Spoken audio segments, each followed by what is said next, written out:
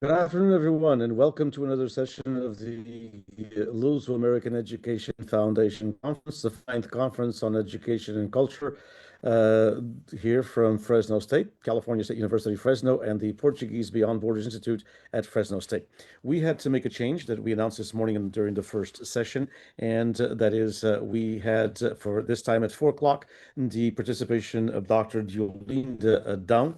Julinda is also the chairperson of the Luso American Education Foundation, but Julinda got a hold of me yesterday or day before yesterday to let me know that she had a commitment that she had to attend this afternoon, so she would not be able to be here until later. So we made a change, an executive decision to change the 8 o'clock presentation, which is a one of our other tributes to Alamu Oliveira. We are doing it now, and then we will bring the presentation of Dr. Diolinda Adão at 8 p.m. We will still have our presentation at 6 p.m. about social media and about media outlets. We have one of the participants who got a hold of me who could not attend. Hopefully, we'll still have two present at that event at 6 o'clock. So that still maintains at 6, and Dr. Diolinda Adão's presentation will be at 8 p.m. this evening, California time. All of this is Pacific time zone. So we will transition to the Portuguese language for this presentation that is in honor and in tribute to Alamu Oliveira. A brief word in English first, and that is that Alamu Oliveira is a poet from the island of Terceira. He just passed away just very recently in the month of July at 80 with a very all of a sudden illness, and he was well 3 months earlier, and unfortunately passed away. And Alamu was really, for those who know the Portuguese American community throughout California, for those who know a little bit about the letters from the Azores and the poets from the Azores and the writings from the Azores, Alamu is one of the most prolific and one of the most profound writers, not just of the Azores, but of Portugal and of the Portuguese language, and a true friend of the community and the diaspora in California, a true friend of Luso American Education Foundation. Alamu came to the first Luso American Education Foundation in the mid 80s, I believe 1986. And then he returned, I believe, a couple of years later. And then in the 90s, he came to and in the 2000s and the ones that I've been involved in, he was at all of them. Many of the ones that were organized at Berkeley and San Jose, he was also there, as well as one time in Turlock. I believe that Alam has been to at least 20 of these conferences of the 49, at least, if not more. I don't have the exact count, and he always participated freely. He, of course, we got his airline ticket paid by the government of the Azores, but he never charged an honorarium. He never charged anything. He stayed with his family here in California. It was always done because he believed the ties between Portugal and California. As I mentioned in the presentation yesterday evening at 8 o'clock, Alamu has had and still has, they're still living one brother and one sister here in California. One of the sisters passed away before. At one time, he had two sisters and one brother in California, at least probably close to a dozen nieces and nephews, and he also had one brother in Canada, where he has a couple of nieces as well. A true friend of Luso American Education Foundation, a true friend of the Portuguese diaspora in California. So, thanks to our friends at VTech, Azores TV, they did many different events and many different conversations and many different interviews and many different pieces on Alam Oliveira. One of them is one of the brief ones. There's some that are longer, but this one is actually about 26 minutes, and it talks about his work. It was when he commemorated his 75th anniversary, and it is a wonderful documentary done by VTech, Azores TV, that we are bringing to you through the Luso American Education Foundation conference, the 49th conference, as a homage and a tribute from California, not just Luz America, but from PBBI certainly, and from California because Alamo has and still has listener friends and readers, not just in the Central Valley in Northern California, certainly in the San Jose, Santa Clara area, in the East Bay as well, in Southern California, in the Los Angeles area, in Chino and Artesia, where he has family, and also in San Diego as well. So here is our tribute. Second part, the third part will be on Saturday to Alamu Oliveira, a poet from the Azores who knew the and respected and wrote about the Portuguese experience here in Central California throughout the entire state.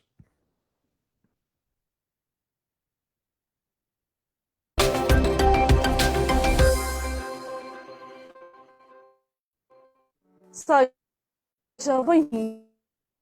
75 anos de Alamo Oliveira, homenageados pela Biblioteca Pública e Arquivo Regional Luís da Silva Ribeiro. A exposição Meu Coração é Assim reúne o melhor deste conhecido escritor açoriano, dividido entre a poesia, ficção, texto dramático e teatro.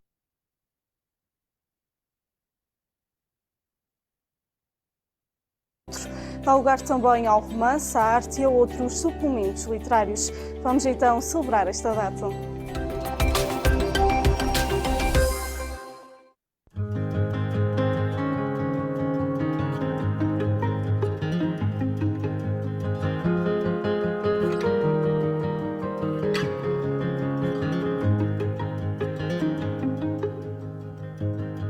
Graciosa Ilha. Chego como as palavras de verão que se deixam afogar no lago das sombras. Vejo a ilha na concha da mão, dormir sob o cobertor da serenidade. Sento-me ao lado do tempo, como moinho parado, à espera que Dom Quixote me assalte com a utopia a trote do Rocinante. Aqui, a vida é a rendeira que se diverte a prender a morte na sua teia de linho. E calo, na ignorância de uma laça perdida. Estou aqui sem ter jeito para ver quem navega pela penumbra misteriosa do nevoeiro. Às vezes esqueço que não posso ver o mundo sem arredar a cortina das araucárias, a rédua peliçada de silêncios, e só uma garça rasga o céu com a liberdade de seu voo. Ah, se a ilha moesse esta solidão e adesse aos ventos da memória, talvez soubesse o seu nome de forma graciosa e a inscrevesse como um sonho que se avista na linha do mar, apenas. É assim que a poesia surge, entoada na voz, em forma de força para cada dia. A 2 de maio de 1945, nascia na freguesia do Raminho José Henrique Álamo Oliveira. São 75 anos de uma vida de mãos dadas com a escrita. Hoje ensina-nos que todos os erros servem de lição ou inspiração para bons textos. Estes 75 anos para mim passaram até demasiadamente rápidos, e isto porque houve muita coisa coisas que fiz e que gostei muito de as fazer, outras que fiz e que não me importei muito de as fazer, mas que tinham que ser feitas, mas tinha muito mais coisas que eu gostaria de fazer. Agora, dizer assim, por exemplo, eu, se fosse hoje, eu apagaria isto, também não me dá para isso, porque acho que aprendi também com os meus erros, aprendi muita coisa com eles e, portanto, foi até bom que eu os tivesse cometido. Por volta dos seus 14 anos já descobria a paixão pela escrita. Aos 16 concluiu a sua primeira peça de teatro. Tive professores que sabiam puxar para os seus alunos e sabiam estimulá-los, embora muitas vezes a gente a pensar quase pela negativa. Por exemplo, eu tive um professor de psicologia que, se fizesse 4 erros de ortografia dentro de um ponto escrito sobre psicologia, apanhava 0. E, portanto, para levantar um 0 numa escala de 0 a 20, era muito difícil de conseguir. Portanto, a gente quase que se sentia obrigado a aprender a escrever corretamente em português. E eu tive professores que, nesse aspecto, também me estimularam bastante. É um dos mais célebres escritores dos Açores. Já foi condecorado diversas vezes, agora é tempo de ser homenageado pela Biblioteca Pública e Arquivo Regional Luís da Silva Ribeiro, através de diferentes elementos expostos em vitrines, quadros e meios digitais. Dá-se a conhecer aquele que é o testemunho vivo da riqueza da literatura açoriana. Dada a obra literária vasta que tem e multifacetada, seria de todo um interesse para a biblioteca homenagear um escritor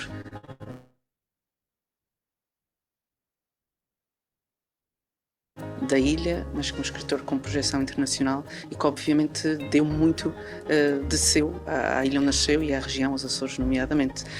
E portanto a variedade da sua obra e a importância dela, entendemos que os 75 anos de vida seriam uma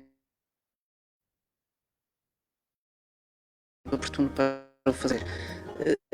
Visto da pandemia, a data seria no dia 2 de maio, não foi possível celebrá-lo, estamos a celebrá-lo agora e vai decorrer até ao final do ano. Diz que nunca foi de cruzar os braços, indo cada vez mais longe, dando lugar também à arte e à intervenção na sociedade. Eu nunca fui uma pessoa de assentar muito num estilo só, ou num roteiro de escrita só. Eu sempre que senti que devia escrever poesia, escrevi, mas também sempre que senti que devia contar uma história e daí tirar algumas conclusões para mim e para os outros, eu também escrevi ficção e também sempre que quis, sobretudo, e essa escrita foi, para mim, a mais apaixonante, foi a teatro. Isto porque o teatro tem aquela vantagem de nos pôr, de ser uma pessoa só que escreve e ter que inventar as outras personagens todas.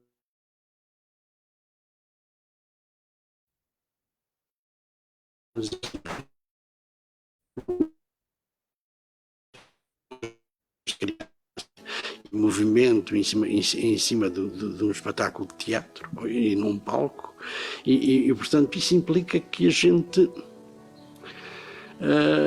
que um escritor de teatro tenha que ser de facto muito inventivo, que senão a coisa cai, a peça, o próprio espetáculo cai. Está organizada pela vida, portanto é uma cronobiografia, portanto a vida do próprio autor, e depois pela obra, dividida em géneros. Como lhe dizia no início, o Álamo Oliveira, ao contrário de outros artistas e escritores, tem a sua obra dividida por diversos géneros e todos com intensa atividade, ou seja, tem muita poesia, tem muita ficção, tem texto dramático, tem outro tipo de intervenção social. Por exemplo, ele foi organizador de muitos suplementos literários em diversos jornais da região que perduram, alguns perduraram durante décadas.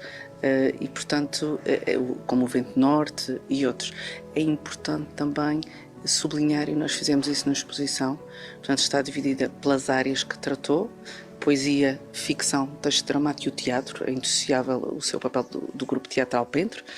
E finalmente a parte dos suplementos literários, dos ensaios de outros escritos, que também foi naturalmente importante. Tínhamos muita mais documentação, é impossível num espaço limitado ter tudo o que se gostaria de ter, mas pensamos que temos uma representação significativa de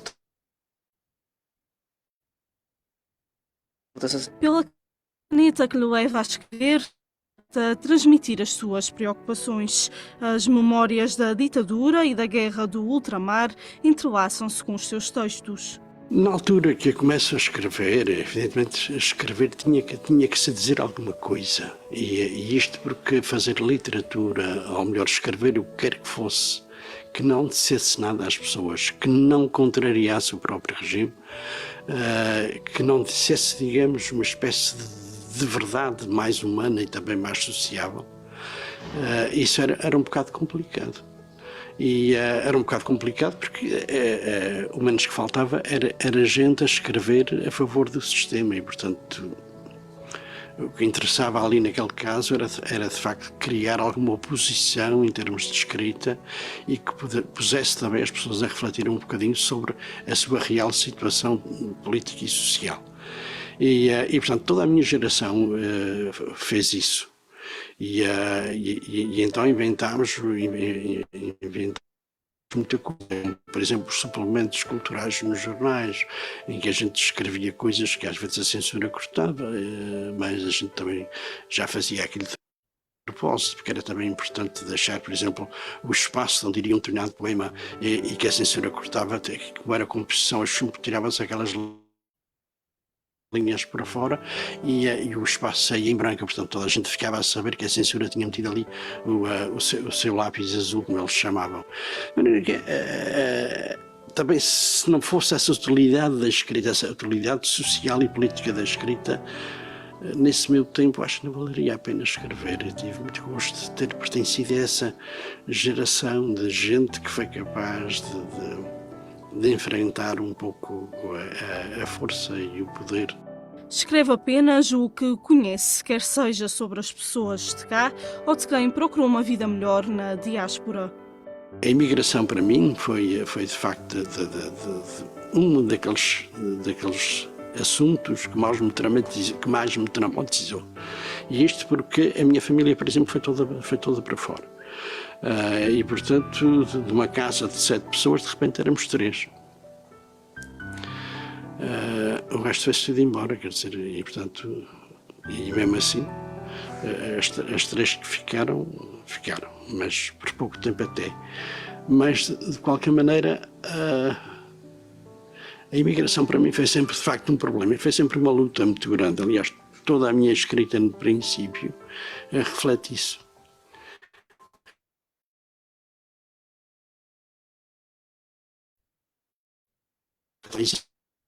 Coisa qualquer. As minhas peças de teatro é a mesma coisa, desde Uma Nossas Vezes Passei em Ti, passando para A Missa Terra Labrada e depois também o Pão Verde e as Fábulas, etc. Houve uma série A imigração para mim foi sempre essa espécie de pesadelo que me perturbou, e portanto para mim foi muito importante ver depois como é que eles se foram ver e sentir como é que eles se foram realizando nessas terras estranhas, como é que gente que mal sabia ler e escrever, que não dizia uma palavra em inglês, chega, por exemplo, àquelas terras e dali a menos de um ano está a desenrascar-se perfeitamente, sem que se fosse aqui nunca passariam da cepa torta, e lá pelo menos conseguem uma coisa fantástica, que é chegar a casa e abrir o frigorífico e terem tudo quanto precisam para se alimentarem, que era uma coisa que aqui às vezes não havia. E eu digo isto a começar pela minha casa.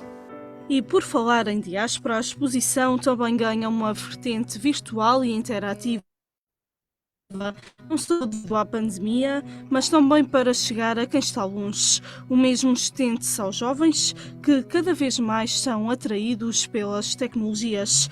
Importa aproximá-los dos autores açorianos, que não são conhecidos nos planos nacionais. Tivessem o livro também como um objeto. E é por isso que eu tenho sempre o cuidado que os livros, em dizer também que os livros devem ser bonitos. Penso também que o livro é uma coisa muito mais transportável que um mini, mesmo que seja um desses computadores de bolso. Quer dizer, penso que o livro é sempre mais interessante de ter, de manusear, inclusivamente de cheirar o papel, cheirar a tinta. É muito mais do que aquele ruído muito subtil do computador e que, sobre outra coisa também, é que faz muito menos mal aos olhos. Tivessem em conta que enquanto que uma leitura online é uma coisa muito, como é que dizer, muito subjetiva, eu posso esquecê-la no momento a seguir. Se me acontecer isso com o livro, eu posso sempre pegar no livro e lembrar aquilo que esqueci. A nossa preocupação nas 3 últimas exposições foi criar uma componente virtual. Esta exposição do Álamo Oliveira ainda terá uma mais acentuada em virtude da pandemia, ou seja, para além desta exposição física que aqui vem, está a ser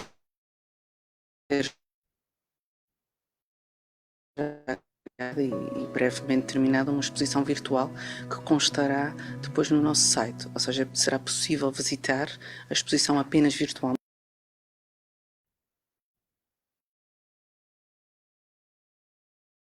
Por exemplo,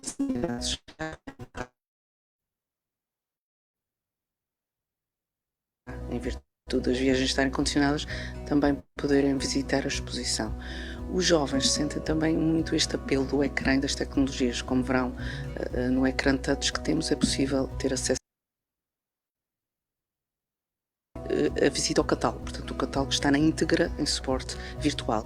No televisor também temos a passar continuamente um documentário sobre a vida, os lugares do escritor e portanto que permite também conhecer mais o perfil do homem por detrás dos livros e da escrita.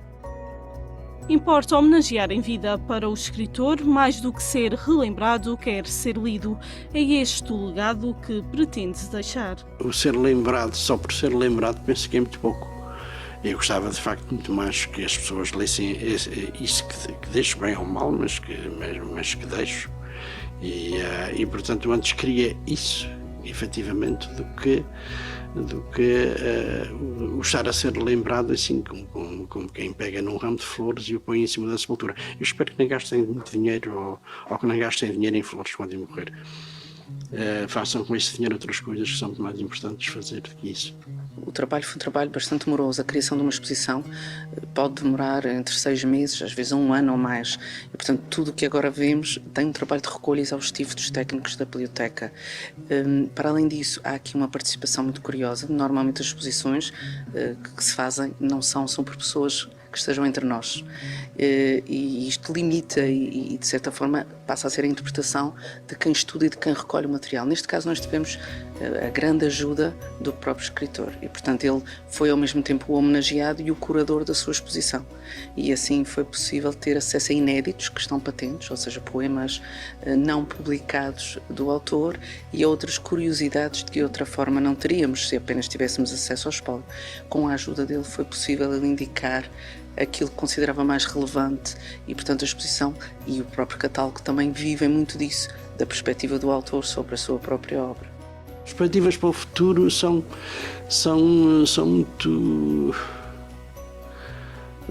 muito relativas, mas eu também não estou a pensar muito nisso. Eu estou a pensar em continuar a fazer as coisas que estou a fazer e em chegar com elas ao fim. Algumas delas, outras se calhar vão ficar pelo caminho, não sei, mas também depende muito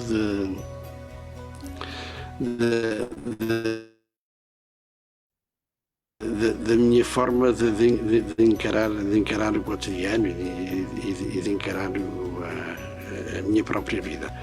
Felizmente há uma coisa que eu também tenho que dizer, eu tenho sido uma pessoa que nunca teve doenças graves e, portanto, uma pessoa mais ou menos saudável sempre, e isso tem-me permitido, de facto, um outro tipo de agilidade no trabalho que alguns meus companheiros de escrita já não tiveram tanta sorte. E eu tenho tido isso. Vou continuar a fazer coisas, isso sem dúvida nenhuma. E vou continuar a fazer coisas daquelas desde a letrinha para a marcha, quem quiser eu faço. Aquilo é das coisas mais divertidas que a gente pode fazer, é aquilo. E portanto não vale a pena estar a pensar neste momento assim em grandes tristezas, nem nada disso. O meu coração é assim, tal e qual como conhecem. Álamo Oliveira apresenta-se desta forma, com a certeza de que não consegue ficar parado. A escrita será até ao fim, ou pelo menos enquanto tiver algo para dizer, que na verdade ainda é muito. Agradecer à Biblioteca Pública a ideia que teve na realização deste aniversário, de agradecer a todas as pessoas, minhas amigas, que estão a participar nos painéis e que vão participar nos recitais de poesia e nos concertos de música que também vão existir, no Teatro do Alpendre, aqui nesta própria Junta de Freguesia, que também está aqui a preparar 2 dias dessas comemorações aqui em cima no Raminho.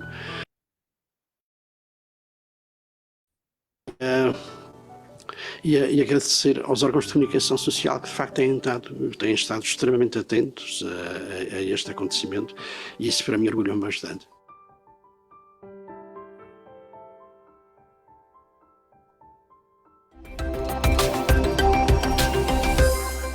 A exposição está aberta ao público em geral, apesar de pretender aproximar os jovens e alunos de diferentes escolas dos escritores e poetas açorianos. Até 5 de novembro pode visitar este trabalho, que também estará disponível online. Quanto a mim, despeço-me por hoje. Até à próxima.